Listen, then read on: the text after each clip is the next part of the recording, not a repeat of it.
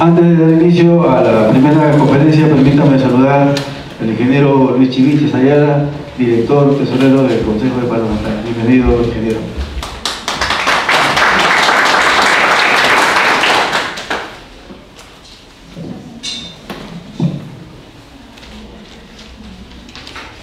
La primera conferencia que se va a desarrollar esta noche, diferencias y ventajas de Invierte.pe versus SNIP, estará a cargo del ingeniero Miguel Ángel Gómez Ríos, licenciado en Economía de la Universidad del Pacífico y egresado del Máster en Economía del programa ILADES Georgetown University en Chile.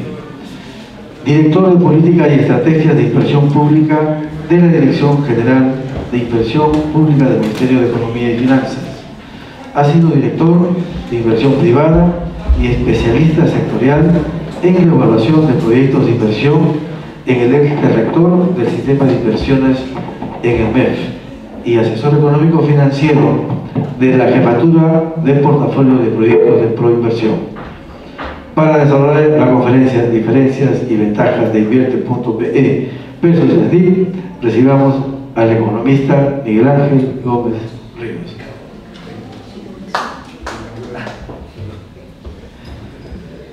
Le pido disculpas, había una omisión. Antes de esa conferencia, permítame presentar al presidente del capítulo, ingeniero Omar Valdés, para que dé por inaugurado esta semana de aniversario. Adelante, presidente.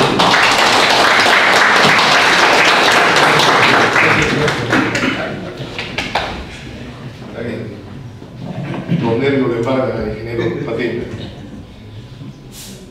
Bueno, ingeniero Luis Chiviches Ayala, director tesorero del Consejo Departamental de Lima, ingeniera Mercedes Oré, presidenta de la comisión organizadora de la Semana de la Ingeniería Económica y Administrativa, estimados amigos, colegas. Quiero decir unas palabras muy breves porque los temas son muy interesantes, pero siempre es bueno incidir en el tema del esfuerzo y de la colaboración que hemos tenido para poder llevar a cabo esta semana, sobre todo a los señores expositores, todos ellos con notables pergaminos que van a permitir que esta semana tengamos desarrollar temas muy interesantes, pero no sin antes tocar el tema de moda, ¿no? Ya ustedes saben cuál es el tema de moda, ¿no? El día de ayer hemos tenido un evento bastante grato para todos los peruanos, pero este evento es algo que nosotros debemos de tomar como ejemplo, porque siempre es bueno sacar el máximo provecho a las cosas positivas, ¿no? Un equipo que también se da en la parte empresarial, en la parte cotidiana de cada uno de nosotros, un equipo que nadie le tenía confianza, una organización que de alguna manera estaba desprestigiada porque los peruanos mismos no creíamos en él, pero sin embargo, no solamente con coraje, porque yo estoy escuchando que en algunos casos se hace el comentario de que con coraje, con corazón y con algunas otras frases un poquito más subidas de tono, se ha ganado. Yo creo que no ha sido así. Yo creo que básicamente se ha empleado un buen plan estratégico, se ha hecho un buen trabajo en equipo y ha habido un buen liderazgo. Yo creo que sin estos tres aspectos importantes que debemos tener en toda organización, nada podría ser exitoso. El coraje, la valentía es un factor pero mínimo a comparación de la parte organizativa, de la parte económica y administrativa de este grupo humano que ha llevado el día de ayer a coronar y, como dicen, ¿no?, a romper estadísticas. Nunca habíamos ganado en equipo y por eso muchas personas estaban desconfiadas, pero ese trabajo hizo que esa estadística se rompiera y hoy tenemos esta situación de alegría. Yo creo que el Perú está para grandes cosas, ya lo hemos comprobado. En los años 80 todo el mundo quería irse del Perú y ahora estamos en una situación expectante, tanto que nuestras cifras económicas, si bien es cierto, no son las mejores para nosotros, pero a nivel comparativamente a nivel mundial sí son buenas. Entonces tenemos que tener fe, tenemos que tener capacitación, mucho desarrollo para seguir en este camino que ya próximamente podríamos estar incluso inmersos, incluidos dentro de la OCDE, que es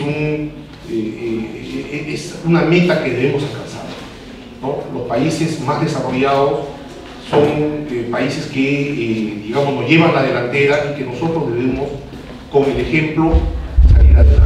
Yo creo que no solamente por nosotros, sino por los que nos siguen, por nuestros hijos, nuestros nietos y por todo el Perú en sí.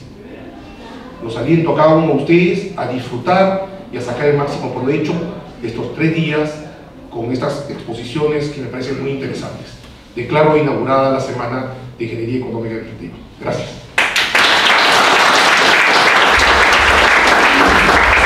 Muchas gracias, ingeniero Marvaldés, presidente del capítulo. Y bien, ahora sí, nuestro primer expositor, por favor, tenga la bondad de acercarse. Lo recibimos con un caluroso aplauso. Buenas noches y muchas gracias. Buenas noches y muchas gracias por la invitación. Para empezar, en nombre de la Dirección General de Inversión Pública del Ministerio de Economía y Finanzas, quisiéramos agradecer la invitación del Colegio de Ingenieros de Lima. Como Dirección General siempre buscamos espacios para poder comunicar y trasladar cuál es el mensaje y el enfoque del nuevo sistema de inversiones. Y seguramente todos los presentes en esta sala tenemos conocimientos que la reforma del sistema de inversiones, o también proclamada como la muerte del SNIP, ¿no?, fue una promesa de campaña del presente gobierno de turno, ¿no? Sin embargo, esta reforma está muy lejos de ser un capricho electoral o una imposición política arbitraria. Hubieron razones de fondo que llevaron a realizar una reconceptualización completa de la forma como el Estado ha venido gestionando los recursos de inversión pública. Y es que el Estado peruano en los últimos 15 años ha hecho un esfuerzo financiero enorme en intentar mejorar y expandir la oferta de servicios públicos en el país. No obstante, los resultados no han sido lo esperado. Acorde con los diagnósticos que no solamente ha hecho la Dirección General de Inversión Pública, sino también estudios independientes publicados en el país, documentan problemas serios en la calidad de la inversión pública. Solamente por citar algunos importantes, ¿no? Hay evidencia, por ejemplo, de una mala priorización de la inversión pública. Hay proyectos de inversión que están desarticulados con el territorio. Hay además proyectos de inversión que están desconectados con una visión estratégica de desarrollo del territorio. Hay además una alta fragmentación y atomización de la inversión pública que no permite aprovechar, por ejemplo, economía de escala, o por ejemplo, hay una alta presencia de proyectos de inversión truncos o incompletos, es decir, proyectos que no logran completar en su totalidad todos los componentes que representan una solución al problema que dio origen al proyecto y que por tanto resulta siendo una reducida eficacia de la inversión pública. Entonces, visto esto, visto todo el esfuerzo de inversión pública desplegado en los últimos 15 años y que no se ha traducido en activos públicos que atiendan las necesidades más urgentes y prioritarias de la población, es que el hecho de cerrar brechas no solamente se trata de incrementar el gasto público, ¿no? También pasa por cómo mejoramos o hacemos más eficiente el gasto, o cómo orientamos ese gasto de inversión hacia lo que realmente importa. Y eso es lo que busca introducir el nuevo sistema de inversiones, ¿no? Que la inversión pública tenga una dirección clara, ¿no? Orientar los recursos públicos hacia las necesidades más prioritarias de la población, ¿no? Teniendo como norte el cierre de brechas prioritarias. Y puntualizo y subrayo brechas prioritarias porque no solamente se trata de cerrar una brecha funcional o sectorial. El Estado tiene cerca de 25 funciones, ¿no?, que se desagregan en cerca de 92 grupos funcionales. El tema es hacia dónde apuntar con los recursos públicos, que también son escasos. No necesitamos protocolos o criterios de priorización que permitan racionalizar la asignación de los recursos públicos. Volumen.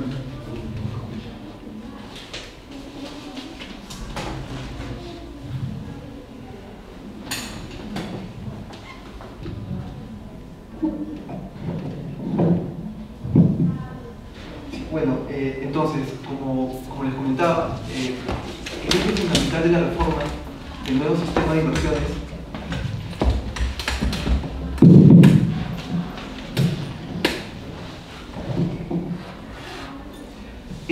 como les comentaba, el eje fundamental de la reforma del nuevo sistema de inversiones tiene que ver con la asignación de la inversión pública hacia un enfoque de cierre de brechas prioritarias.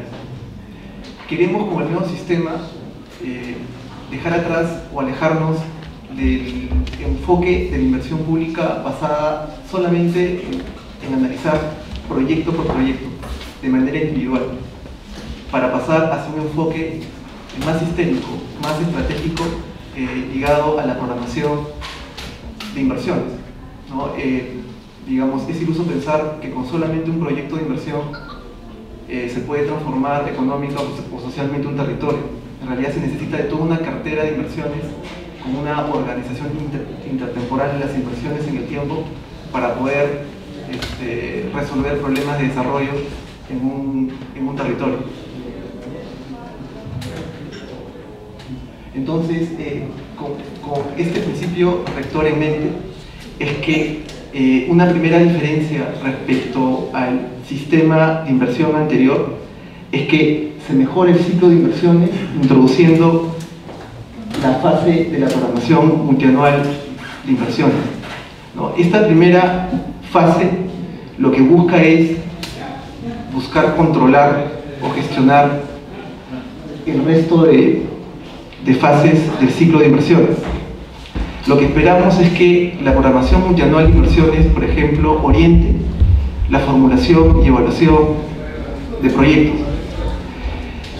Si nosotros revisamos lo que era antes el banco de proyectos y ahora llamado el banco de inversiones, tenemos acumulado cerca de 200.000 proyectos viables, ¿no?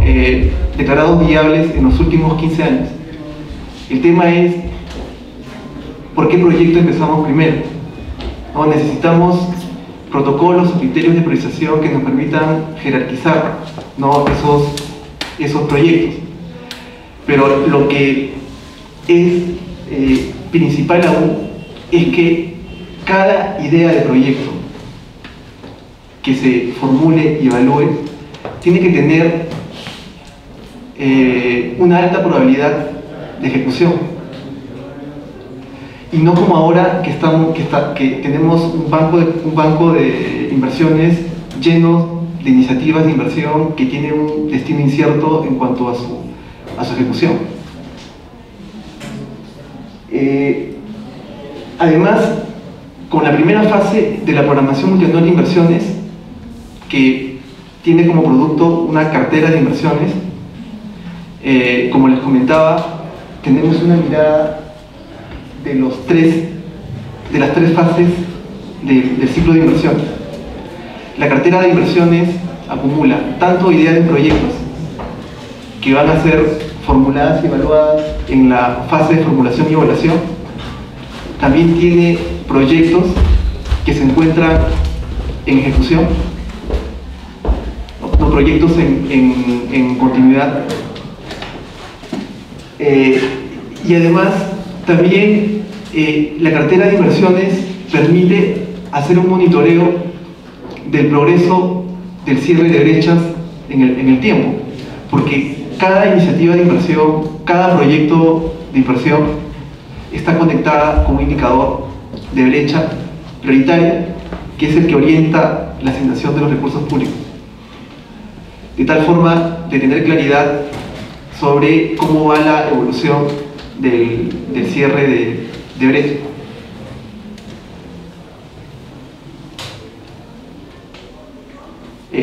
Si recordamos en qué consistía el ciclo de proyectos bajo el SNIP, y si lo comparamos con el ciclo de inversiones bajo el Invierte.p, tenemos que, por ejemplo, en la fase de preinversión, que es donde el proyecto se formulaba y evaluaba, participaban hasta 3 actores, que era la unidad formuladora, la Oficina de Programación e Inversiones, que era la OPI, y la Dirección General de Inversión Pública, la DGIP, si en caso el proyecto necesitaba de endeudamiento externo para su ejecución.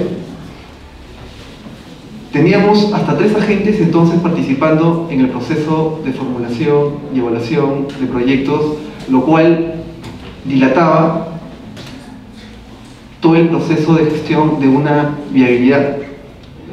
De acuerdo a las estadísticas realizadas por la Dirección General, en este proceso, solamente en el proceso de revisión de proyectos, el tiempo de revisión era de aproximadamente hasta 70 o 90 días, solamente el tiempo de revisión.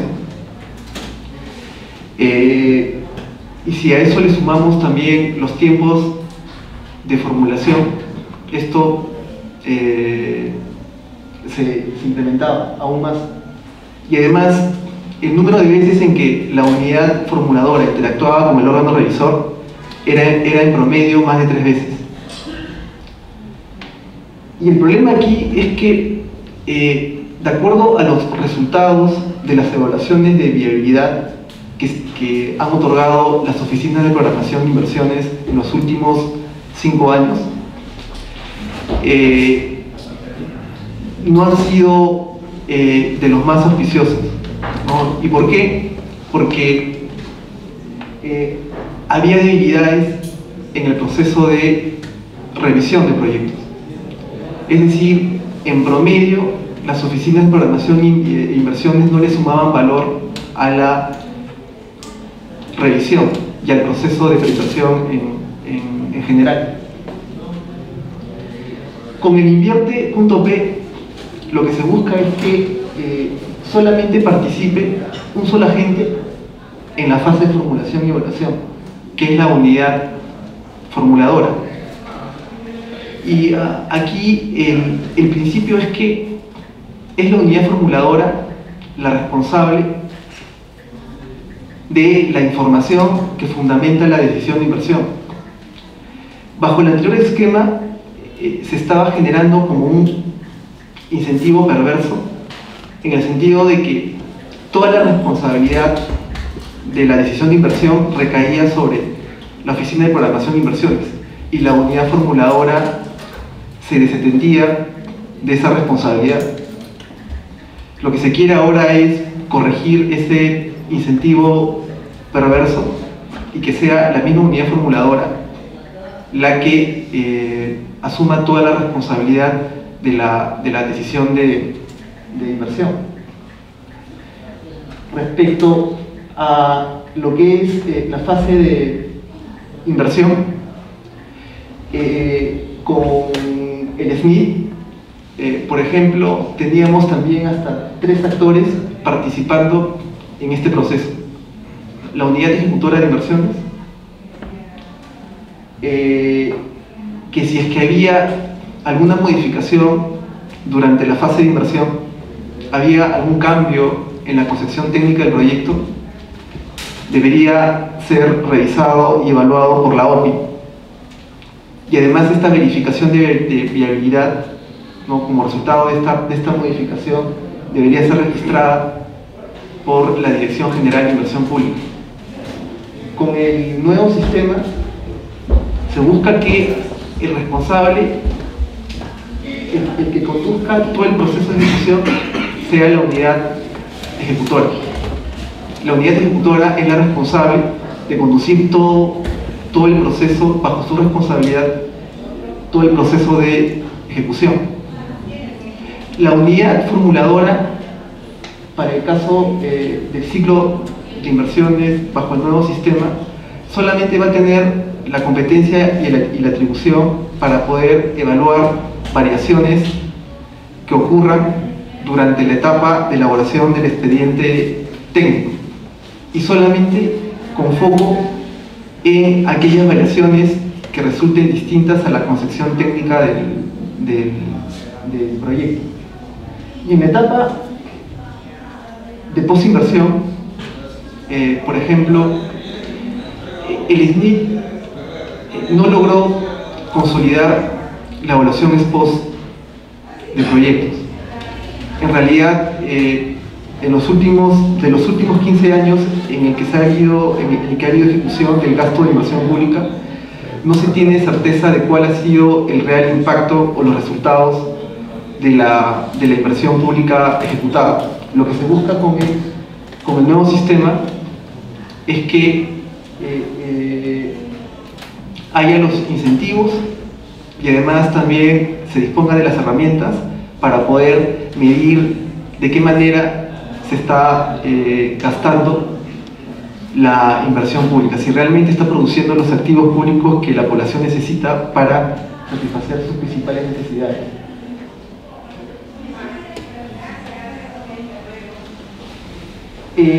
Entonces, ahora voy a describir brevemente cuáles son los principales cambios que se introducen en cada fase del ciclo de inversiones.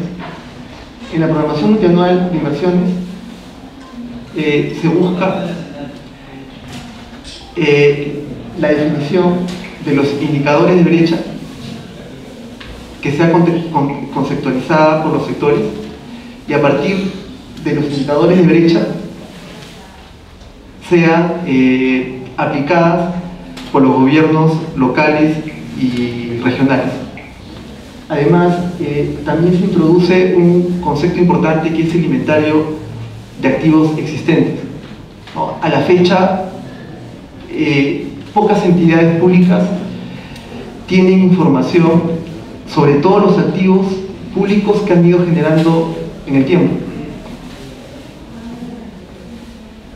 Ahora, esta herramienta del inventario de activos va a ser una herramienta de gestión de inversión pública importante, porque a partir de allí se va a encontrar la información para poder medir la brecha de inversión pública, que va a ser la diferencia entre las metas de producto, que vendría a ser los activos públicos óptimos o ideales de un territorio, versus los activos existentes.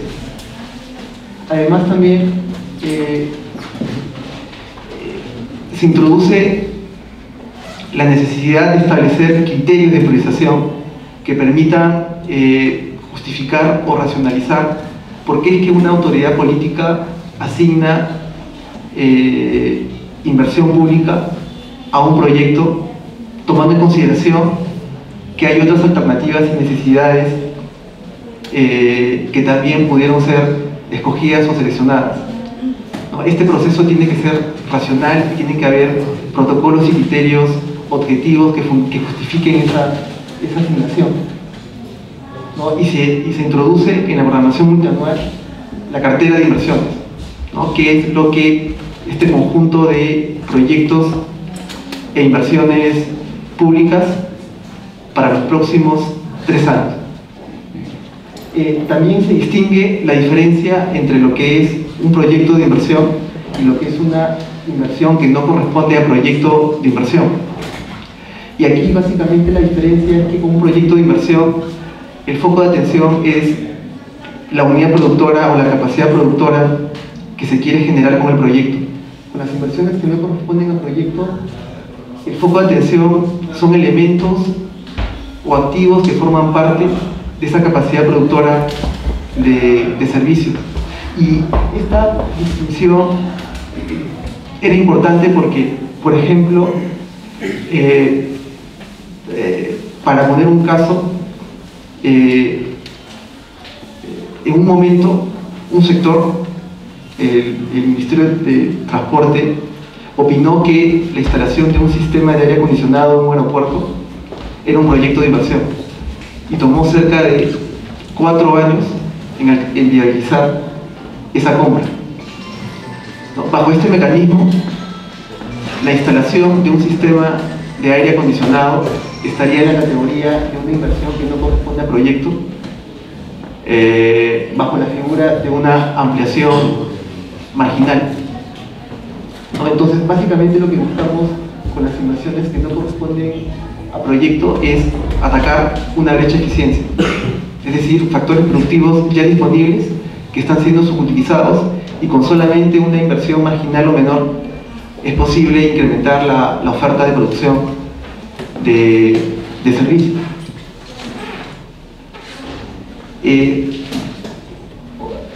Otro cambio que se introduce en la fase de formulación y evaluación de proyectos es este concepto de la estandarización de proyectos. La idea de la estandarización de proyectos es aprovechar toda la experiencia técnica acumulada que se tiene respecto a la solución de problemas que son recurrentes o repetitivos. Son soluciones técnicas ya testeadas en campo, en donde se tiene ya certeza de los costos y además también del impacto que esa solución técnica es capaz de generar. Entonces, frente a esa solución típica, no es posible estandarizarla y por lo tanto la información que se necesita no va a ser tan profunda como sí lo es para aquellos proyectos de alta complejidad, que son los que sí necesitan realizar o un estudio de perfil o un estudio de perfil reforzado dependiendo de su monto de inversión. Para los proyectos de alta complejidad sí se tiene todo el rigor, digamos, analítico y de información más profunda que pueda reducir, digamos, la incertidumbre de la decisión de inversión. En el caso de las inversiones que no corresponden a proyecto, solamente se requiere del llenado de una ficha o un formato que se deposita en el banco de inversiones, pero no se somete a un proceso de formulación y evaluación como sí lo hacen los proyectos de inversión. Respecto a la ejecución,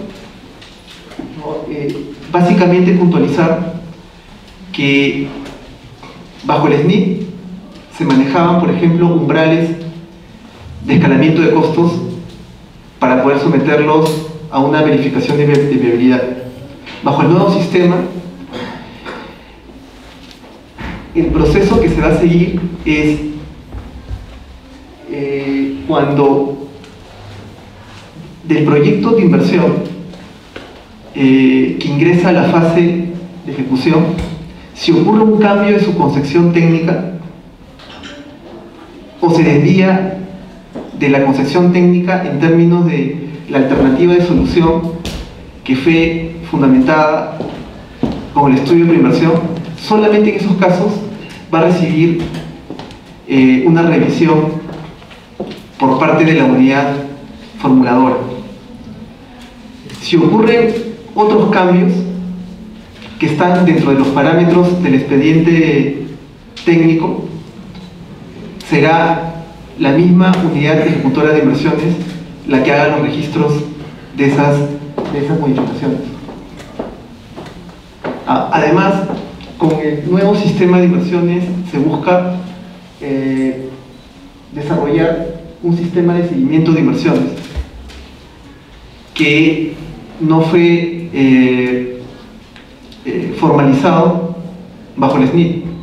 Solamente a lo mucho lo que se tenía es un seguimiento financiero de la ejecución de las inversiones. Ahora lo que se busca es desarrollar los incentivos y las herramientas para que el foco de atención sea un seguimiento de la ejecución de la meta física, principalmente. Y en la parte del funcionamiento, fundamentalmente se introduce la importancia de contar con un inventario de activos existentes, ¿no? En la medida que hemos detectado casos en donde los activos públicos no reciben todo el mantenimiento que se necesita para poder cautelar la vida útil que fue predicha en el estudio de preinversión.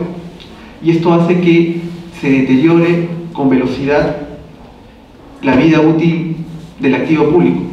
Si nosotros revisamos en el banco de inversiones, la naturaleza de inversión que más está predominando es la naturaleza de recuperación. Y recuperación significa que estamos volviendo, ¿no?, a restablecer una capacidad productiva que, debido a que recibió un mantenimiento intermitente o por falta de mantenimiento, se deterioró con velocidad. Además, también se va a hacer una especial atención en lo que es la evaluación ex post de proyectos. Y básicamente, para concluir, lo importante es señalar sobre las nuevas funciones de los órganos del sistema. Primero, ¿no?, que la Dirección General de Inversión Pública del MEF solamente es responsable de la aprobación de la metodología general de formulación y evaluación de proyectos, porque ahora cada sector del gobierno nacional es responsable de la aprobación de las metodologías específicas o sectoriales, siempre y cuando éstas no se desvíen de la metodología general establecida por el Ministerio de Economía y Finanzas mediante la Dirección General de Programación Multianual de Inversión Pública. Es la OPMI. ¿Se puede preguntar? Creo que al final, ¿no? Sí, al final. Al final, ojalá Sí. que me acuerde. Sí, aquí lo importante a destacar es que la OPMI es la que propone la metodología específica o sectorial al órgano resolutivo, que es quien lo aprueba. En el caso de las unidades formuladoras, ahora ellos reciben la responsabilidad de aprobar, de formular y declarar viable los proyectos de inversión y también las inversiones que no corresponden a proyectos. Otro punto a destacar es que las unidades ejecutoras de inversiones ya no tienen que ser necesariamente unidades ejecutoras presupuestales, ¿no? Cualquier unidad o órgano, ¿no?, de una municipalidad, de un gobierno local o de un ministerio que tenga la especialización temática o técnica del proyecto puede ser unidad ejecutora de inversiones, ¿no? Aquí es importante destacar que la OPMI y el órgano resolutivo sectorial son los que definen y conceptualizan los indicadores de brecha, y los gobiernos subnacionales son los que aplican esos indicadores de brecha o le dan valor a esos indicadores dentro de la jurisdicción territorial que administra. Y aquí es importante destacar que en la interacción que tiene la DGPMI con la Dirección General de Presupuesto Público está en relación a que la programación multianual de inversiones que hagan las entidades públicas tienen que guardar consistencia con la programación presupuestal y la formulación presupuestal. Es la Dirección General de Programación Multianual de Inversión Pública la que consolida toda la cartera de inversiones del Estado, y en ese ejercicio revisa si es que las carteras de proyecto están respetando los criterios de priorización y el cierre de brechas que habían establecido cuando se inició el proceso de programación multianual de inversiones. Y la interacción con la Dirección General de Endeudamiento y Tesoro Público del Ministerio de Economía y Finanzas es cuando el proyecto de inversión va a postular a un financiamiento externo. En ese caso, para que la OPMI tanto el sector o del gobierno nacional lo pueda incluir en su cartera de inversiones, va a necesitar una opinión o una conformidad, primero, de la Dirección General de Endeudamiento y Tesoro Público en coordinación con la Dirección General de Programación Multianual de Inversiones, para que con su aprobación puedan introducir estas ideas de proyecto que van a recibir endeudamiento en su cartera de inversiones, ¿no? Bueno, eso es lo que en resumen les podría comentar sobre el nuevo sistema de inversiones. Muchas gracias.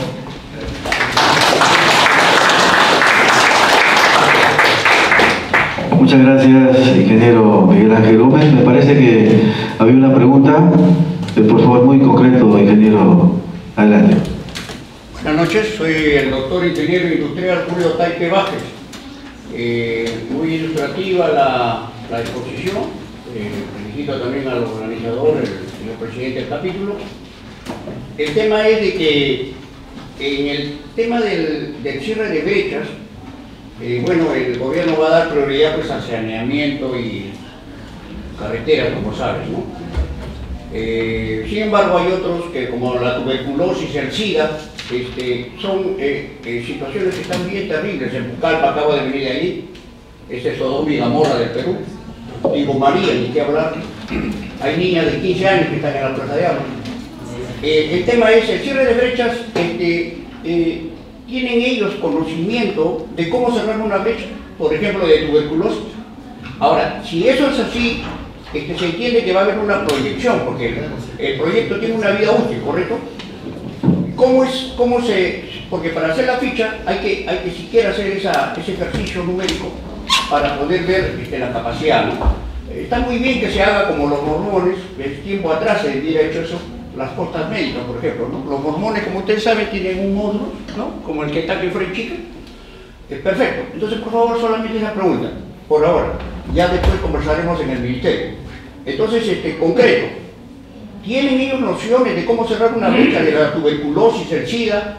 Y si para vaciar a la ficha, se basa en la proyección a 20, 15 años. Gracias, ingeniero. Su respuesta.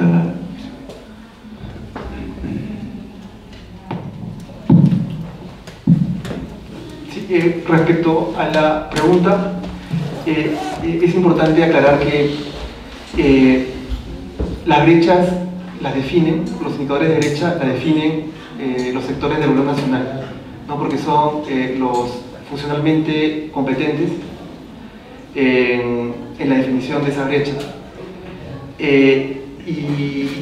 Pero eso es diferente de los criterios de priorización, porque cada nivel de gobierno es responsable y tiene la atribución para definir sus prioridades. Entonces, por un lado se tiene la prioridad del gobierno nacional, pero también pueden haber prioridades del territorio, ¿no? Entonces, digamos, sería ideal que estas prioridades coincidan, ¿no? Que la prioridad del gobierno nacional coincida con la prioridad territorial, pero dado que las brechas en el país son heterogéneas, ¿no? Un territorio tiene brechas, un territorio A, por ejemplo, tiene brechas distintas que un territorio B, ¿no? Tiene potencialidades distintas también.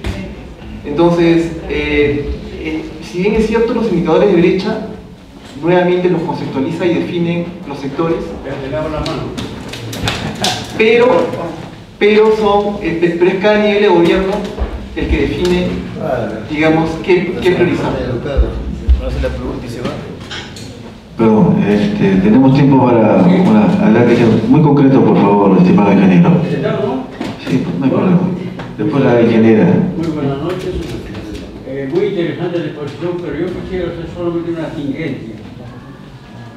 Aquí se entendía de que se iba a comparar el sistema Invierte PE versus el SNIP, pero esto no se ha realizado probablemente por falta de tiempo.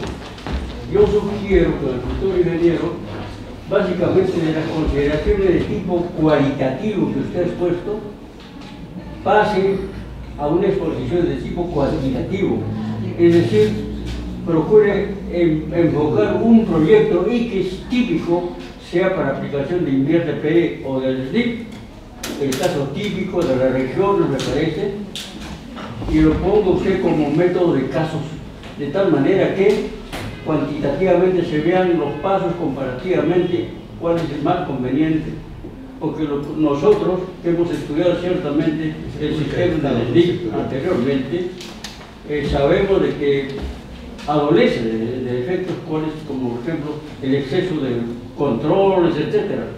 Pero aquí veo que faltan ciertos nexos para concluir el proyecto, una de las cuales yo no estoy de acuerdo en el criterio de que hay proyectos públicos que no son proyectos de inversión. Yo creo que todos son proyectos de inversión, me parece. No son proyectos de inversión aquellos elementos de gastos, nada más, eso es lo que yo conceptúo. De tal manera que para concluir solamente yo lo propondría que en el futuro usted se permita hacer un método de casos comparativo, cuantitativamente para ambos, para verdaderamente sacar una verdadera conclusión a favor del país. No se trata de exceso de controles, pero tampoco no se trata de obviar criterios como el que yo creo que aquí falta. ¿Cuál es el ente aprobador del proyecto? No se dice. Tanto en el caso del SNIP como en el caso de Invierte PE. Eso es todo, ingeniero. Muchas gracias. Gracias, ingeniero. Ingeniera, ¿tiene usted alguna pregunta? Sí, ingeniero, muy buenas noches, Mercedes Peña. Mi observación a lo que justamente acaba de decir el colega, el ingeniero Taipe, primero que he conversado, justamente he hecho la pregunta, he hecho una buena observación. Yo estoy trabajando en unos proyectos que estoy a nivel de alto. Estamos hablando de un nivel de más de 5.000 metros de altura, 5.500, 5.700 de altura. ¿Qué pasa ahí? Ahí tenemos nosotros los elefantes blancos que le llamamos nosotros, que son las postas. ¿Cómo cerramos esas brechas? ¿Cómo controlamos al gobierno central de ellos, que son los entes que tienen que dar en la parte económica de inversión a todas las comunidades y todas las localidades que están alrededor de ellos?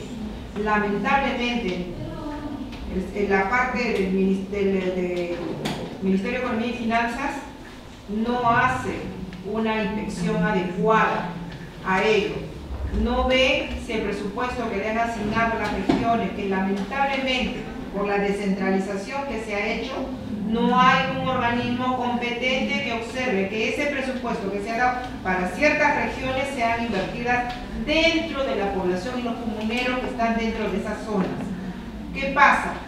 Ese presupuesto no llega. ¿Y cuál es el caso? TBC, SIDA, tenemos personas que están muriendo en el camino, no hay médicos, solamente los elefantes blancos dicen, les hemos puesto un hospitalito. ¿Qué hospital? Solamente son 4 paredes que hay ahí y solamente un enfermero y un auxiliar. Dígame, ¿cómo podemos nosotros solucionar ese tema? Porque creo que con la descentralización que hizo el anterior gobierno ha perjudicado enormemente a la población de provincia. ¿Cuál es la solución a ello? Gracias, ingeniera. ¿Algún comentario? Sí, digamos, es importante aclarar de que cuando hablamos de cierre de brechas nos estamos refiriendo al componente de inversión pública, al desarrollo del activo, de la capacidad productiva. Claro. Ahora, esta capacidad productiva necesita de gasto corriente, ¿no? de dinero para su operación y mantenimiento. O sea, como usted bien señala, en realidad la finalidad de la inversión pública no es el activo en sí mismo, sino el servicio que se entrega al ciudadano, ¿no? Es más, el beneficio social se deriva del consumo del servicio. Ahora, el tema es que ya es un campo de presupuesto público, ¿no? Como sistema de inversiones, en realidad generamos reglas, herramientas, principios, instrumentos para poder tomar decisiones de inversión y para poder cautelar que los activos públicos que recibe la población, digamos, cumplan los estándares de calidad o los parámetros que el sector señala. Pero la entrega del servicio, que es la operación y mantenimiento, es un problema crónico, ¿no? del país. Lo que se busca también es que con el tema del cierre de brechas y la priorización, también enviar el mensaje a las entidades públicas que si no pueden operar, mantener y reponer los activos que ya disponen, ¿cómo van a ser capaces de generar activos nuevos? O sea, y lo que estamos observando ahora, por ejemplo, es que hay proyectos que se encuentran actualmente en ejecución, pero que no guardan correspondencia con la restricción presupuestaria. Son proyectos que probablemente tengan un tiempo largo de ejecución, ¿no? 3, 4, 5 años, porque se atomiza todo el presupuesto de inversión en varios proyectos que comienzan de manera simultánea, cuando se debería privilegiar proyectos que sean estratégicos, prioritarios, de tal forma de poder acelerar el cierre de brechas, ¿no? Pero es importante hacer la diferencia. El sistema de inversión, el invierte.p, genera reglas para que las entidades públicas puedan tomar decisiones de inversión de manera eficiente y eficaz, ¿no? Orientado a un cierre de brechas. Pero esto se complementa con el sistema presupuestario, ¿no? En la medida, si en el estudio de preinversión, para que se declare viable, tiene que cumplir tres requisitos: alineamiento del cierre de brechas, que contribuya al bienestar social y sostenibilidad de la inversión. Si hay incertidumbre que el activo que se va a generar no va a recibir operación y mantenimiento, ese proyecto no debería recibir viabilidad, no debería ejecutarse. Pero para intereses creados sí los ejecutan aparentemente entre comillas, porque lamentablemente ellos dicen hemos hecho tal proyecto, ¿no? Entre comillas, ingeniero, discúlpame que me haya cortado la palabra, pero la verdad de la cosa es entre comillas, ejecutaron tal proyecto y encima mandan por extrema pobreza, solicitamos que nos asigne tanto dinero para seguir continuando con el proyecto. Vaya usted a in situ, verifique, y a los presidentes regionales ni siquiera se preocupan.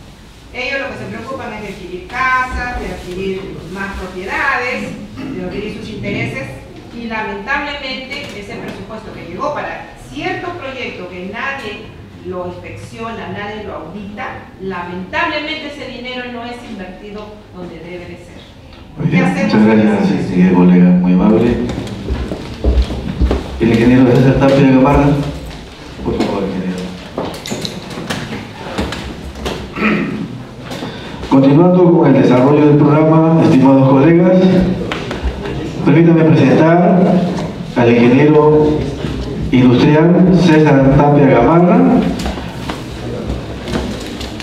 un ingeniero egresado de la Universidad Nacional de Ingeniería, con estudios en programa avanzado de Administración de Empresas de ESAN y especialización en formulación y evaluación de proyectos por el convenio DIP-INP-UNI. Ha sido miembro del Consejo Directivo de Vida y FONIPRED, miembro del Comité Directivo de PRONASAR y miembro del Directorio de CENASPAL, director general de Programación Multianual del Ministerio de Economía y Finanzas, asesor de diferentes entidades del Estado en temas relacionados a proyectos. También consultor de proyectos financiados por el World Bank, DIC, KfW, GIS y JICA. Actualmente se desempeña como consultor internacional de proyectos, habiendo realizado trabajos en el Perú, Ecuador, Paraguay, República Dominicana, Bolivia y El Salvador. Para desarrollar la conferencia Obras de Saneamiento Prioritarias al Bicentenario, dejo con ustedes al ingeniero industrial César Tapia Gamarra.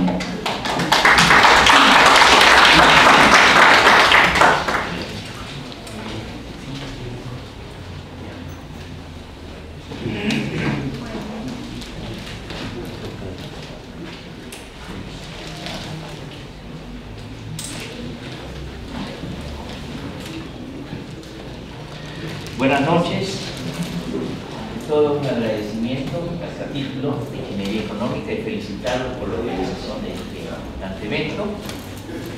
El tema que me solicitaron transmitirle es el vinculado a ver qué perspectivas vemos para el sector saneamiento y su desarrollo.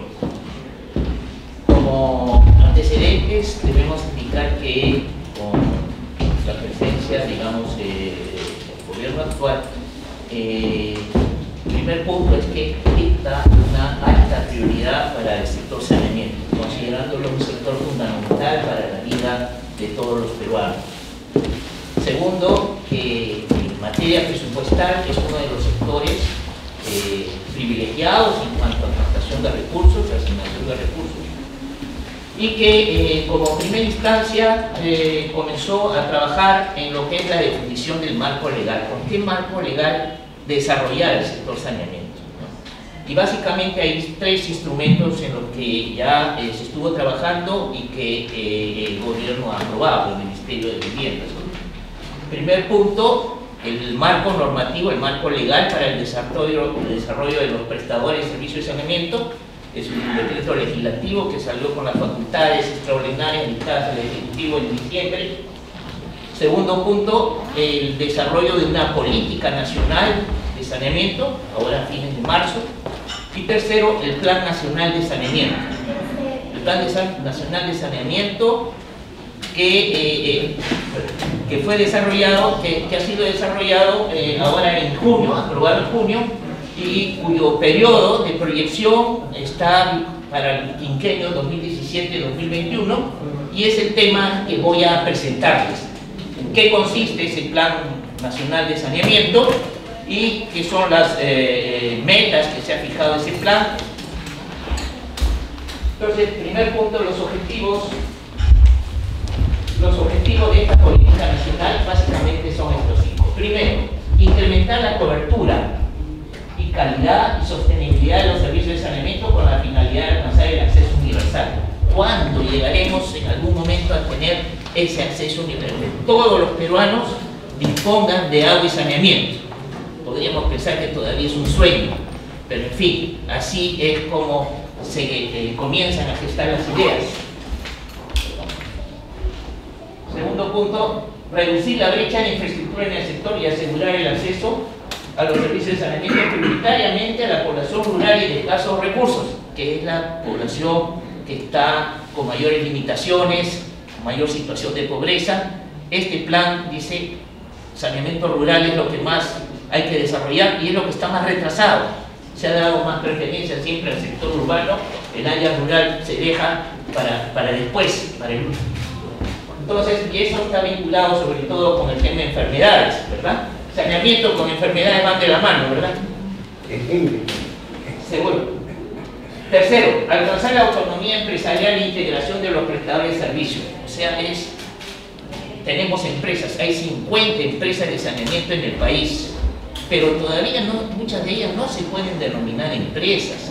Son empresas que para su desarrollo dependen de que el gobierno les dé recursos para desarrollar sus inversiones, inclusive en algunos casos ni su propia operación y mantenimiento pueden cubrir adecuadamente, las tarifas son bajas. Entonces hay que promover prestadores de servicios fuertes, no solo Sedapan en Lima, sobre todo el problema centrales en esas empresas de provincias, ¿no? Que lleguemos, inclusive se han fragmentado, ¿no? Porque como dice, muchas no quieren ser como dicen cola de león, sino cabeza de ratón, ¿no? En la época de Senapa había empresas o unidades operativas que eran para todo el departamento, una sola. ¡Pum! Se fragmentaron, ahora hay 5. Por ejemplo, el Puno, ¿no? Entonces, y eso ha hecho de que ha originado de que esa eficiencia de esos prestadores pues se haya venido abajo, no tienen la capacidad suficiente, ¿no? La economía de escala es un aspecto fundamental para tener instituciones fuertes. Entonces, dentro de las políticas de gobierno está cómo lograr que haya esa integración entre los diferentes prestadores. Y no solo entre empresas, inclusive con municipios que administran servicios. Hay como 500 municipios que administran directamente sus servicios, no han formado empresas. Y además tenemos las HAS, que se calcula que puede ser 20 o 25.000 HAS en el área rural que administran sus servicios. Entonces, ¿cómo ir integrando para tener prestadores más fuertes? 4. Incrementar los niveles de eficiencia en la prestación de los servicios con altos indicadores. ¿Cómo levantamos esos niveles de eficiencia que tienen los prestadores, tanto en la calidad que se ofrece a los usuarios? ¿Cómo medimos la calidad de un usuario? ¿Cómo lo percibe un usuario? Dice, primero, que me den agua las 24 horas del día. Si me dan por hora, no es un servicio que tenga la calidad necesaria. Segundo, que tenga el nivel de presión para llegar al nivel de altura deseado en su vivienda. Y tercero, que la calidad del agua que le llegue en los caños sea pues cumpliendo las normas de calidad, ¿no es cierto? Entonces tenemos esto, el cuarto y el quinto, lograr la gestión sostenible del ambiente y los recursos hídricos. Esto va muy vinculado, es decir, no podemos tener servicios de agua y saneamiento donde el vertido de los desagües se hace indiscriminadamente en los cuerpos de agua, contaminando los ríos, los lagos, el mar. Eso no es sostenible, eso no es compatible con el ambiente, y eso es lo que está más retrasado. Se ha desarrollado el agua, se ha desarrollado el alcantarillado, pero el tratamiento de agua residual es lo último que se deja, y eso es donde quizá uno de los frentes fundamentales en que haya que trabajar. Todo esto entonces, ¿qué nos permite? Atender con calidad a los ciudadanos, con servicios de calidad a esa población que está esperando estos servicios. ¿Cómo está la cobertura en 2016? Como dato histórico. Tenemos 31 millones de habitantes, urbano 24, rural 7 millones. O sea, urbano 77%, rural el 22%. Cobertura en agua, total 89% en todo el país, nos falta un 11%. ¿No? Y en el urbano 94%, en rural está retrasado, 70%. Entonces, población no atendida, tenemos 38% en el área urbana y 62% de los no atendidos se ubican en el área rural. Entonces, la mayor fuerza para focalizar las inversiones son en el área rural. En alcantarillado u otra forma de disposición, las unidades básicas de saneamiento, las letrinas que se llaman, etcétera. Ahí tenemos que en el área urbana, o en todo el país, tenemos 74% de cobertura. En el área urbana, 89%. ¿Qué es área urbana? Área urbana en la definición de saneamiento es 2.000 habitantes para arriba. Esos son ciudades urbanas. Y entonces, y en el área rural, ¿cuánto tenemos? 23%. Bien retrasada la cobertura respecto al urbano. Entonces, aquí está el mayor énfasis también de trabajo, ¿no? Entonces, población no atendida, tenemos del 100%, que son 8 millones de habitantes, no servidos con saneamiento, con servicios de alcantarillado u otra forma, 32% se ubican en el área urbana y 68% en el área rural. Entonces, ¿qué tenemos para atender? 3,5 millones en agua y 8 millones en servicios de saneamiento, alcantarillado. Esa es la situación. ¿Qué dice el plan? El plan aprobado por el gobierno dice proyección de coberturas años 2017 a 2021, llegar de este nivel del 2016 de 89%, llegar a 97% en 2021. Y en el área urbana de 94 llegar al 100%. Ese es el ofrecimiento del gobierno, es decir, en el área urbana, localidades de más de 2.000 habitantes, todos tengan agua potable. Y en el área rural, en agua, del 71 subir a 84%.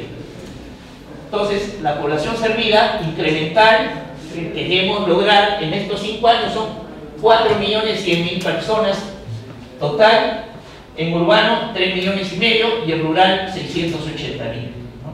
Siempre el incremental urbano es porque 3/4 partes del país es urbano, ¿no? 1/4 es rural. Entonces vemos aquí que conexiones incrementales, o sea, en otra persona, ¿cuántas conexiones que tenemos que poner a las viviendas, a los predios? 1 millón de conexiones, y eso nos permitiría en urbano poner 877.000 y 174.000 rural. Con esas 877.000 logramos este 100% de cobertura. Y en rural logramos este 84%, que sería un salto notable, ¿no? aunque todavía nosotros como país estamos bien rezagados en cobertura, ¿no? Si nos comparamos con los países vecinos. Por ejemplo, Chile ya prácticamente tiene el 100% en urbano y en rural más del 90%. Y si vemos los otros países, tienen coberturas superiores a las nuestras. O sea, ha sido un sector que no ha recibido la atención debida. No obstante la gran inversión que se hace, pero todavía es insuficiente. En alcantarillado, igualito, tenemos una cobertura actual como país de 89, queremos llegar al 97. Y en urbano, de 94 llegar al 100 también. O sea, agua y alcantarillado, sector urbano, la meta del gobierno es todos tengan servicio.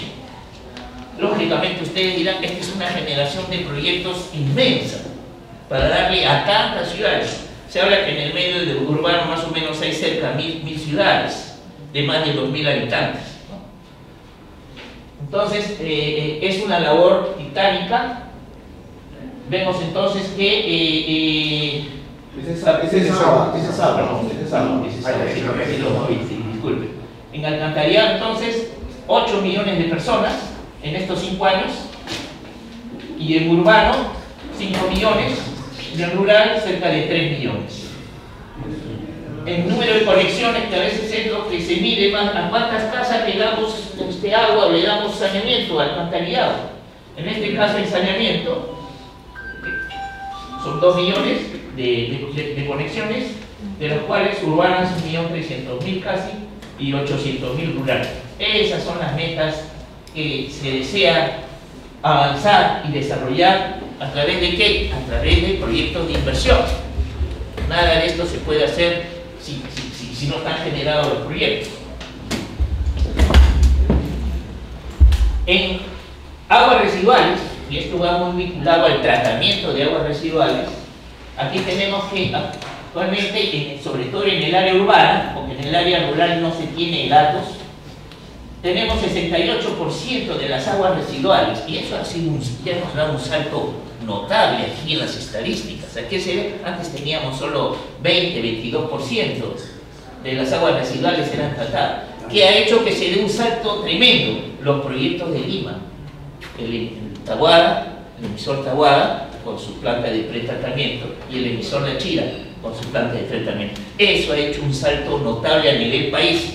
Claro, en Lima tenemos pues el 35 o 40% total de los usuarios. Entonces, ahora estamos con este 68% y queremos llegar a 100 en el urbano. ¿Y eso qué significa 100? Significa pues a todas esas localidades urbanas que tengan sus servicios de tratamiento de aguas residuales mejorados, rehabilitados, ¿no? Y otro, darle a todas esas ciudades que todavía no tienen tratamiento de aguas residuales, o sectores de ciudades que todavía no tienen, y que hacen, botan sin ningún tratamiento a los ríos, lagos o el mar. Entonces, esta población servida incremental que tenemos 8 millones, ¿no? Y en urbano 5 millones, o sea, con tratamiento de aguas residuales. Necesitamos darle tratamiento de aguas residuales a este conjunto de personas. En el medio rural se ha puesto 3 millones que no necesariamente son plantas de tratamiento de aguas residuales clásicas como se usa en el medio urbano, porque muchas veces esas plantas no son sostenibles.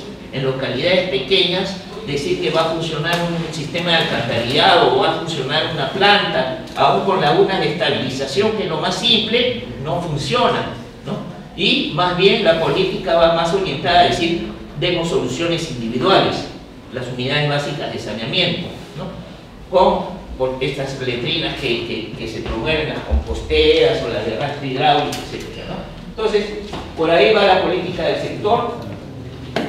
Costos estimados para determinar las inversiones. ¿Cuánto nos cuesta esta planta? ¿Cuánto nos cuesta este plan? Entonces, estos son los costos unitarios que están expresados en el plan para un usuario per cápita, valores per cápita, 1.100 soles, para agua en rural 2.000. Bastante más caro darle un servicio casi 2.6 veces a un habitante del área rural. Entonces, es más difícil llegar a los poblados, están más distantes, entonces más costoso. en saneamiento, cuando decimos saneamiento, ¿qué incluye? Muchas veces incluye la solución de alcantarillado, con tuberías de alcantarillado, sobre todo en ciudades urbanas, pero también las UBS, las unidades básicas de saneamiento, las letrinas, ¿no? En urbano, entonces, 2.700 y nuevamente rural, 4.100 por persona. Bastante más caro dar solución al medio rural. Tratamiento de aguas residuales, con este valor de 10 soles metro cúbico año, el plan determina las inversiones necesarias. En rehabilitación, también han hecho un estimado de rehabilitación, porque no todo es ampliación. Casi donde uno va a un sistema, lo primero que dice, no, lo existente ya tiene muchos años, hay que rehabilitar, hay que reponer, etc. Entonces la plata hay que repartirla entre reponer y rehabilitar lo existente y ampliarle a los que todavía no tienen servicio, con lo cual la salida es doble, ¿no? Entonces tenemos aquí 27 y después medidores han considerado 132 soles por medidor nuevo, claro, que se lleva la caja, etcétera, y los accesorios, y en reemplazo 66, porque uno de los elementos sustanciales para tratar de disminuir las pérdidas de agua, cuando se dice las empresas de agua no son eficientes, es porque uno de los primeros indicadores que se ve dice se pierde 40% del agua, se pierde 50%, se produce 100 y se cobra 40%, se produce 100 y se cobra 50%. Eso es lo que más se dice de las empresas, son ineficientes por la gran cantidad de agua no facturada o no contabilizada. Entonces, pasamos al siguiente. Distribución y ejecución del presupuesto. Aquí que tenemos, históricamente, ¿qué ha sucedido del 2011 al 2016? Transporte tuvo un presupuesto de 77.000 millones de soles. Educación, 33.000. Saneamiento, 29.000. Agropecuario, 19. Salud, 11.000. Vivienda, 6.000. O sea, es un sector que ha tenido una cantidad importante, ha tenido una prioridad importante siempre de los gobiernos. Y seguramente los gobiernos siguientes, nadie va a decir, mira, ya dejó de ser prioritario el saneamiento, vamos a dedicar a invertir en otro sector. Siempre saneamiento estará en la palestra, ¿no? Como un sector prioritario para el país. Entonces teníamos 29.000, pero ¿cuánto se ejecutó, por ejemplo? 19.000, ¿no? Entonces, esa ejecución, ¿cuánto es? De 100% ejecutó 65. Transporte se ejecuta el 81. O sea, no es un sector muy eficiente en ejecutar sus recursos. Es que también es más complicado. Los proyectos seguramente de transportes posiblemente no sean tan complicados como los de un proyecto de saneamiento, que son más complejos. Entonces, este nivel de ejecución también se requiere elevar, porque si el sector recibe tal cantidad de presupuesto y no lo ejecuta, eso muchas veces impide que en los siguientes años reciba siempre el mismo flujo de recursos del gobierno, ¿no? Y básicamente el sector, ¿cómo se desarrolla? No se desarrolla con la plata de las tarifas que pagan los usuarios, se desarrolla con lo que los gobiernos regional o nacional, regional, local les asignan en sus presupuestos, ¿verdad? Entonces, es bien importante ver ese nivel de ejecución. Entonces aquí tenemos por sectores, si queremos ver dónde están las principales necesidades. Población no servida, y se han ordenado de mayor a menor. Loreto, 15.6% de la población no servida se ubica en Loreto, 538.000 habitantes, entre urbano y rural. Le sigue Puno. Lima mismo es importante. Lima tiene mucha población todavía sin servicios. Inclusive en la ciudad de Lima, se calcula que hay como 700.000 habitantes en la ciudad de Lima que no tienen servicios. Entonces, esto, si uno dice, bueno, ¿y dónde voy a hacer las inversiones? ¿Dónde asigno mis prioridades? Ya más o menos esto nos dice, nos dice por dónde están los departamentos. Loreto, Puno, Lima, Piura, Cajamarca, Ucayali, igual. Aquí se han puesto los 10 departamentos más importantes que requieren más recursos. Estos 10 requieren 77.4% de recursos, casi las 3/4 partes. Y ahí está donde asignar con mayor. Loreto, es difícil de trabajar Loreto, lógicamente por la distancia, sobre todo en el medio rural, ¿no? Este rural donde se hacen zonas sumamente dispersas, inclusive las soluciones no son sencillas, como era dar agua y saneamiento, por ejemplo, en una zona de sierra, unas soluciones, la mayoría simples, por manantial, caída, por gravedad, sin mayor costo, pero en zonas de selva, selva plana, selva baja, no se escapa más muchas veces el proyecto de entrar a bombeo, de entrar al tratamiento con un costo altísimo y la gente de bajos recursos que no puede pagar. Entonces, esos son limitantes para el desarrollo de servicios de saneamiento en el medio rural, sobre todo en las zonas de selva. Aquí vemos entonces, urbano, tenemos 38.8% de los habitantes y 61% están en el medio rural. Este es saneamiento, ¿no? El anterior fue agua potable, el saneamiento. Igual, ¿qué departamentos son los que más necesidades tienen? Cajamarca, Loreto, Juno, Lima, Piura, San Martín, Junín, La Libertad, Huánuco, Cusco. Y acá están los porcentajes que necesitan. Estos son más 67%, estos 10 departamentos. Entonces, eso nos permite decir, bueno, ¿dónde están? Inclusive decir, ¿dónde están? ¿Están más en urbano o están más en rural? Rural, miren la necesidad de Cajamarca, por ejemplo. Urbano es poco, 28.000 habitantes. 720.000 habitantes en el área rural de Cajamarca no tienen servicios. Entonces ya nos dice por dónde debemos orientar y focalizar la generación de proyectos. Resumen de la estimación de inversiones de ese plan aprobado por el Ministerio de Vivienda o por el gobierno. Una necesidad de casi 50.000 millones de soles para esos 5 años, 2017 al 2021. Un promedio de 10.000 por año en la necesidad. ¿Y dónde se va la plata sobre todo? ¿O dónde se requiere más? En ampliación de cobertura requiero 39.000 millones, 80% se va más a ampliar las coberturas de aquellos habitantes que no tienen servicio. Un 16% a rehabilitar y mejorar lo existente. Eso es más que todo dirigido a los usuarios que ya cuentan con servicio. Después, fortalecimiento empresarial, cerca de un 3%, y micromedición 0.8%. Así se distribuye. Inclusive en ampliación de cobertura, ¿en dónde invierto más? En agua o en alcantarillado. En agua es solo un 12%. Pero en alcantarillado 53%. Entonces lo que está más retrasado es la cobertura con servicios de alcantarillado en las ciudades. Y muchas veces ahora se avanza en despunte de coberturas en agua, pero se retrasa en el alcantarillado y se crea una brecha, ¿no? Entonces vemos aquí, en tratamiento de aguas residuales, 7.700 millones, un 15%.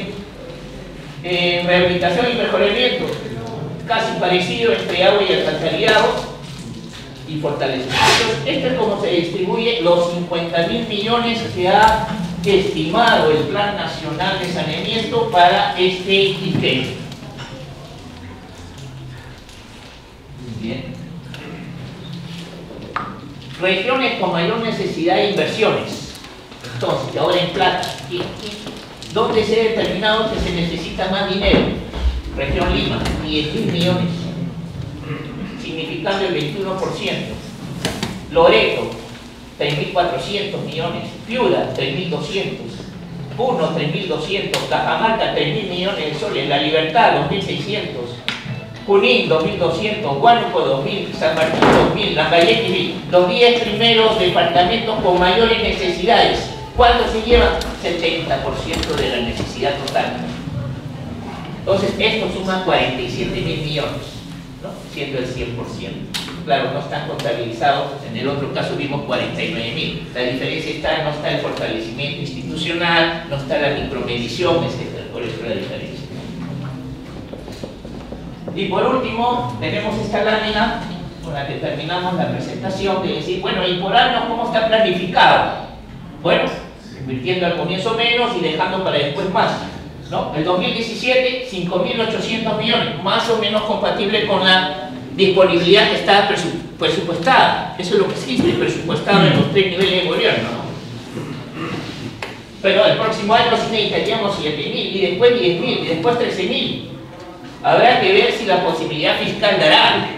Va a depender mucho cómo va creciendo el producto, cómo va creciendo el impuesto, cómo va creciendo la recaudación fiscal, que no se nos venga otro niño o otra emergencia de esto que nos quita recursos, ¿no? Bueno, Pero entonces, por lo menos, lo importante de este plan es que hay una voluntad de gobierno, y ojalá todos los gobiernos que vengan después digan saneamiento ni hablar. Tenemos que salir de ese estado en que estamos, tenemos que ponerlo a la altura de otros países vecinos que nos ganan pues tremendamente en un nivel. Y un país como se presenta, por ejemplo, entre la OCDE, ante estos organismos que quiere calificar, si es que no tiene cobertura y gran parte de sus habitantes no tienen servicio. Eso tiene que cambiar. Ahora, esfuerzo es gigantesco. ¿Qué esfuerzo se necesita? Ingenieros trabajando de todas las profesiones, en verdad. Por ejemplo, ingenieros en formulación de estudios de preinversión, en los estudios definitivos, en la supervisión de obras, en la ejecución de obras, y otros profesionales además especializadas en la gestión de los servicios. Ahí entran administradores, financistas, abogados, todo el conjunto de profesionales tratando de trabajar tanto en la generación de proyectos como en la mejora del funcionamiento de los prestadores de servicios. O sea, esos 20 años que normalmente proyectamos de funcionamiento a un proyecto, ¿no? Entonces, es un esfuerzo gigantesco, se requiere mucho esfuerzo. Ahora, hay que ver cómo responde el sector privado. ¿Quién hace los proyectos? ¿Quién hace los estudios de preinversión? ¿Quién hace los diseños definitivos? Son las firmas consultoras del sector privado que tienen que responder, y responder con calidad, con proyectos bien. Entonces hay que crear esa masa de los ingenieros, de los profesionales que trabajen con esas firmas, ¿no? ¿Quién es entonces los que van a trabajar en las empresas, inclusive en el funcionamiento de las empresas, en la operación? También son profesionales, ingenieros sanitarios, civiles, economistas, etcétera, que tienen que estar listos para este gran reto. Y bueno, y creo que hayamos, y muchas gracias. Esta es la presentación.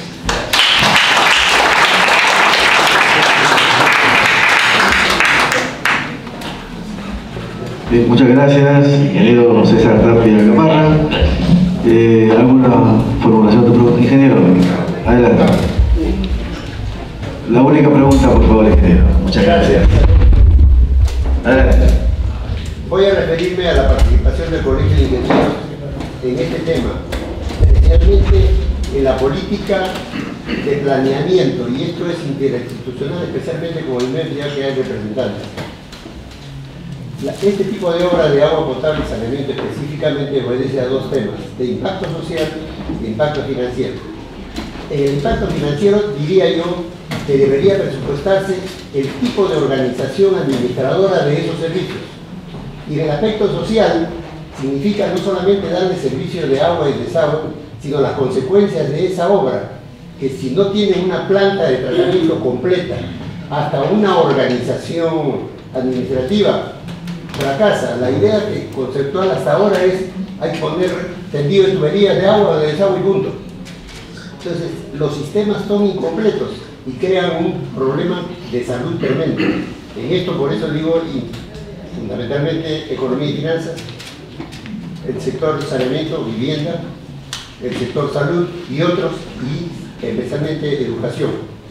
De tal manera que esto, por citar algunos, juegue un papel integral en el planeamiento y solución de una problemática que es muy grave, especialmente que tiene implicancia en la salud. Gracias. Muchas gracias. ¿Algún comentario, ingeniero? Sí, efectivamente, como dice el ingeniero, fundamental es que pensemos que en el desarrollo del sector no solamente es pensar en la obra, en poner los tubos, en poner... La gran deficiencia que se observa es que los prestadores de servicio no están muchas veces preparados para mantener ese activo, cuidarlo, operarlo correctamente y dar servicios con calidad. En gran parte, ¿qué cosa ha incidido? Ha incidido en que no ha habido una suficiente valoración de los servicios en general por la sociedad. Muchas veces las tarifas que se pagan no cubren todos los servicios. Tampoco ha sido intención de que el gobierno tenga que subsidiar también la operación y mantenimiento de los servicios. Sí está subsidiando las inversiones, pone recursos, pero la operación de mantenimiento de los servicios principalmente debe salir de los propios usuarios, y muchas veces las tarifas por un criterio político se han mantenido, inclusive en algún momento me tocó ver, han descendido en el poder, en el valor real, descontando la inflación en el tiempo, han descendido de valor. Entonces, ¿qué observamos? Prestadores que no tienen capacidad, por ejemplo, para pagar a su personal, a personal calificado, sitios que las remuneraciones de los profesionales en las empresas de agua son subdimensionados, no pueden captar personal, no pueden desarrollar un buen mantenimiento porque no tienen recursos. Entonces, parte de ese fortalecimiento de gestión es sustancial. Por eso los proyectos de inversión, cuando se entra a analizar una determinada ciudad, igual importancia debe ser al déficit de infraestructura, pero también al déficit de gestión. Estudiarlos en el diagnóstico, es decir, por ejemplo, esta institución ¿de qué adolece? ¿De qué falla? No tiene personal capacitado, no tiene presupuesto, no tiene una organización adecuada, ¿no? Entonces hay que atacar los dos frentes: desarrollar infraestructura, pero ¿cómo hacer para tener organizaciones sólidas y con recursos para operar y mantener adecuadamente? Gracias. Permítame invitar al ingeniero Miguel Báez Vargas, ingeniero economista. Tengan la mano, ingeniero.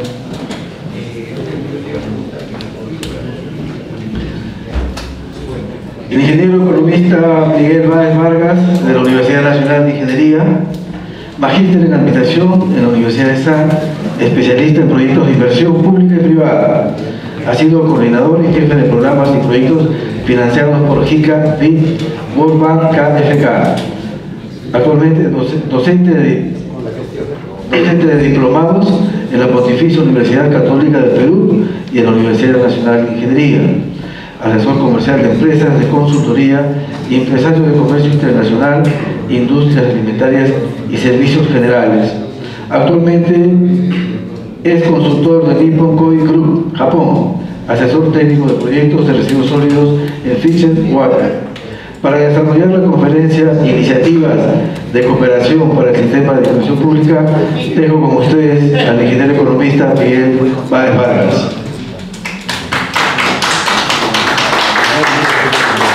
¿Cómo están? Muy buenas noches. Seguro ya un poco cansados. Lo que prometo es hacerlo rápido, concreto y preciso para poder nuestro plan. Agradezco el capítulo de comunicación. Vengo de parte de ANIP, la Asociación Nacional Invierte Perú. Y lo que les vengo a contar es una iniciativa. Ahora sabemos que hay un proceso de cambios y varios profesionales, junto con el ingeniero Tapia, creímos que era el momento oportuno de crear algo. Y ahora les voy a contar esta historia. Un poco para hablar de temas de moda. El tema de las brechas, ¿no? O sea, ya a veces hasta cansados estamos de tanto escuchar brecha por aquí, brecha por allá. Pero la pregunta es, ¿la brecha la resuelvo solo con presupuesto? O sea, el Estado otorga dinero a todos los sectores, a todos los gobiernos regionales, a todos los gobiernos locales y se va a resolver el tema.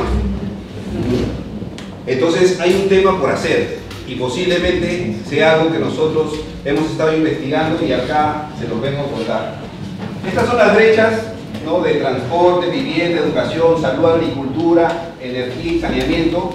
Ya lo dijo el ingeniero, 49.000 millones. Y estos acá son las brechas para el tema de la reconstrucción.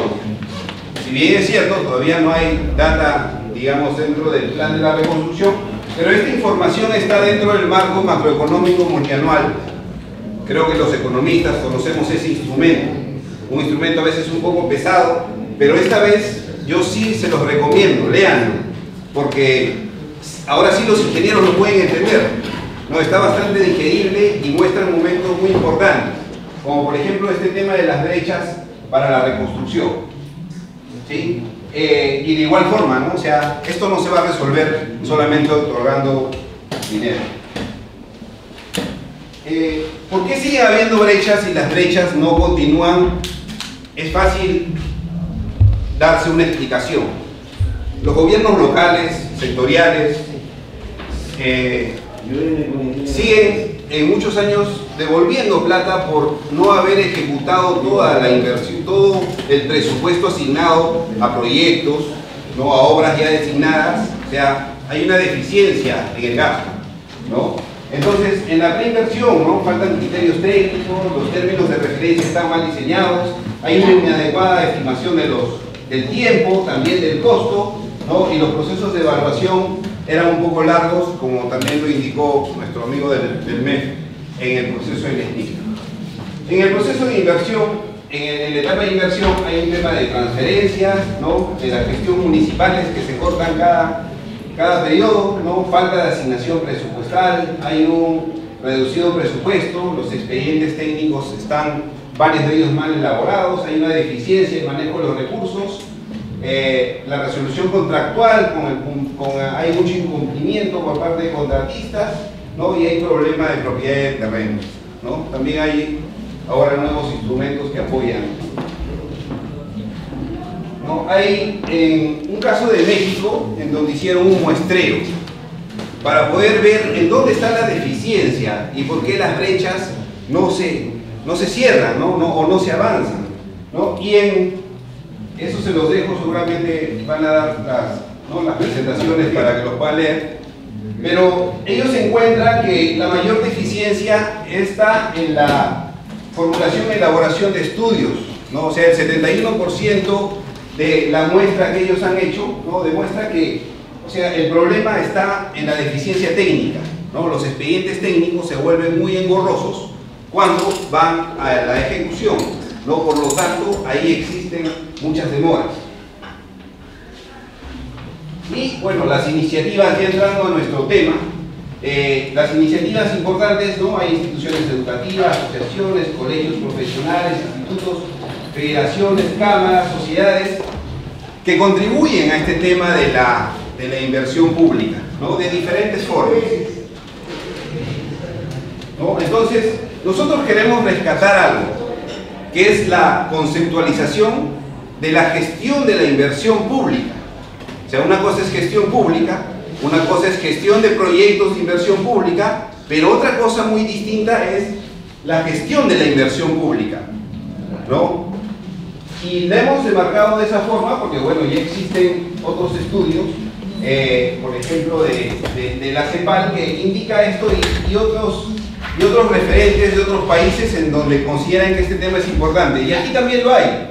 O sea, hay algunas universidades que hablan de la gestión de la inversión pública, pero siguen siendo proyectos de inversión pública, ¿no? O sea, es lo mismo que hay hicimos un recuento de todos los que están enseñando InvierteP, ¿no? Ahorita existen casi 47 instituciones, ¿no? Identificadas que enseñan el InvierteP y lo llaman de diferentes formas. No sé si ustedes lo han visto o no lo han podido observar, ¿no? Entonces, hay de diferentes formas. Algo parecido es eso. Entonces, nosotros hemos estructurado algo de esta forma. Sabemos que el tema de la planificación, ahora llamada programación multianual de inversiones, va amarrada a todo el tema de planes sectoriales, regionales, nacionales. Si no, no tendría lógica hacer una programación multianual, ¿no? Entonces, este tema va relacionado estrictamente con el presupuesto público, ¿no? En donde yo tengo que manejar algunos conceptos, ¿no? De presupuesto de apertura, el modificado, el de certificación presupuestal, comprometido, devengado y girado, ¿no? También tengo que manejar el tema de la inversión pública en todos sus niveles, ¿no? O sea, partiendo desde la elaboración de los expedientes técnicos, ¿no? hasta la operación o el funcionamiento del servicio de la intervención, ¿no? Esto acompañado paralelamente al tema de contrataciones y adquisiciones, ¿no? Y también teniendo en cuenta mucho el tema del control, ¿no? Y finalmente hacer una evaluación ex post, ¿no? Sin dejar de lado el tema de las intervenciones privadas, ¿no? O sea, que son las APP, las obras por impuestos. Ahora, ¿por qué hemos desarrollado esta estructura? ¿No? Una estructura, digamos, bastante compleja donde abarca varios ámbitos. Porque, bueno, bajo el nuevo contexto, o sea, el tema de la elaboración de proyectos de inversión pública, ¿no? Significa que yo antes solamente hacía proyectos de inversión pública y a veces no veía un poco más allá, o sea, no veía cuáles iban a ser las consecuencias de yo hacer un mal proyecto de inversión pública o de repente dejar algunos temas no tan desarrollados o dejarlos a la ligera. El resultado, el expediente técnico no tiene problemas, ¿no? ¿Y a quién le echan la culpa? Al que hizo el proyecto de inversión pública. Por lo tanto, debemos de manejar una conceptualización de que cuando yo hago una intervención o realizo un estudio, el siguiente que viene puede encontrarse en problemas. Y si hago un paso más, o sea, ya hice el expediente técnico, tiene problemas, ahora voy a ejecutar la obra. ¿Qué cosa esperamos? Tener una valorización, dos valorizaciones, tres valorizaciones, una adenda, otra adenda, y así sucesivamente, y alargar los tiempos de ejecución, ¿no? ¿Eso qué cosa es? Ineficacia, ¿no? O ineficiencia de la gestión, ¿no? Por lo tanto, creemos que los términos de referencia, ¿no? Que son el principal instrumento para yo tener un proceso, digamos, continuo, sin tanta interrupción, debería tener no solamente un equipo multidisciplinario, ¿no? Sino también debería tener elementos de personas que participan en las ejecuciones de obra, o sea, gente que construye, ¿no? Tiene gente que le dé una mirada, gente que pueda avalar qué cosa es lo que se está planteando. Y por qué no llevarlo a otro paso más y también tener gente que opere el servicio, o sea, gente que conozca de funcionamiento. ¿Para qué? Para yo de repente no disminuyo el grado de error al 100%, pero sí lo puedo disminuir en otro grado. No solamente elaborar términos de referencia, que a veces, disculpen la expresión, pero a veces son planchas de otros, ¿no? O sea, agarro un término de referencia, oye, tengo un proyecto por hacer, sí, acá está el término de referencia que ya se parece ya. Entonces cojo ese término de referencia, lo adecuo, inclusive soy el consultor, yo mismo hago el término de referencia, le entrego a la entidad y rápido hago un proceso. Entonces lo que queremos es que dentro de la mente de las personas que nos dedicamos a hacer proyectos de inversión pública ya aparezca el tema de gestión de la inversión pública. O sea, agarrar más parámetros, ¿no? Para poder yo realmente aportar, ¿no? ¿Qué cosa pasa cuando una obra ya está con problemas, ¿no? Y ya no tiene presupuesto? Ya solo voy al MEF y le toco la puerta y digo, ¿sabes qué? Me falta plata para esta obra, ¿no? Porque no solamente es una obra, eso es una segunda obra, una tercera obra, ¿no? Los alcaldes vienen a tocar la puerta, ¿no? Que necesito más presupuesto. Entonces esas son falencias que deberíamos abordar. ¿Para qué? Para realmente comenzar a reducir brechas y no tener tanta ineficacia del gasto del presupuesto para este tipo de intervenciones, ¿no? Entonces, esto acá es algo que posiblemente está por desarrollar, ¿no? O sea, tenemos todavía que ponerle un poco más, como se dice, más papa a la sopa, ¿no? O sea, para poder tener instrumentos válidos que podamos compartir, ¿no? Que podamos compartir y poder realmente contribuir a lo que queremos. Y para eso, o sea, nosotros hemos creado la Asociación Nacional Invierte Perú, ¿no? Justamente había una señorita que les entregó seguramente ahí algunos afiches, ¿no? En donde explicamos que lo que queremos buscar es una representación, relacionamiento, respaldo, conectividad, actualidad, fortalecimiento, calidad, ¿no? Sobre, no ya la inversión pública, o sea, la inversión pública ahora, como ustedes saben, contextualmente está un poco más orientado a la ejecución, ¿no? O sea, más preponderancia se le está dando al expediente técnico. Sí, hay que hacer fichas de calidad, fichas estándar, ¿no? Con ya seguramente con mucho contenido de especialistas para no tampoco fallar en el interín, pero ahora hay que abordar más temas como entrar a la planificación, presupuesto, contrataciones y control, porque eso nos garantiza de que haya una secuencia desde que yo ideé cuál va a ser la intervención que quiero para mi comunidad hasta realmente dejarla en operación, ¿no? O sea, eso es lo que se quiere con esta intervención, ¿no? En esta asociación invitamos a las personas que más conocen de proyectos, que son los directores generales de programación multianual, ¿no? Los que anteriormente lo llamaban los DGPM. O sea, dentro de nuestro consejo consultivo, ¿no? Está Alfonso Tormo, Carlos Giseque, ingeniero César Tapia, Miguel Villanel, Linton Bongese, y también está el actual está el actual Contralor, pero como miembro consultivo, ¿no? Con él fundamos esto. Él fue el primer presidente de la asociación, ahora ya no está en el cargo, ¿no? Porque ya tiene otras funciones más del gobierno, ¿no? Pero nos sigue acompañando dentro del Consejo Consultivo, ¿no? Y bueno, hay diferentes campos de acción que vamos a trabajar, como el tema de información, capacitación, hacer eventos, trabajar una bolsa dinámica de trabajo, ¿no? Tenemos para compartir salas de reuniones en nuestras oficinas, ¿no? Búsqueda de soluciones, estamos conformando comités regionales y sectoriales para poder identificar algunos temas en los cuales se pueden conversar y debatir, ¿no? Y también buscar un tema social, ¿no? Porque tampoco queremos ser una asociación tan aburrida, ¿no? Queremos echarle un poco de tener un club, de tener descuentos, ¿no? Tipos de esas cosas. Entonces, finalmente, esta asociación nace después de una reflexión y después de habernos tomado unos cafés con muchas personas. O sea, esta asociación no se creó de un día para otro. Esto se pensó más o menos en marzo del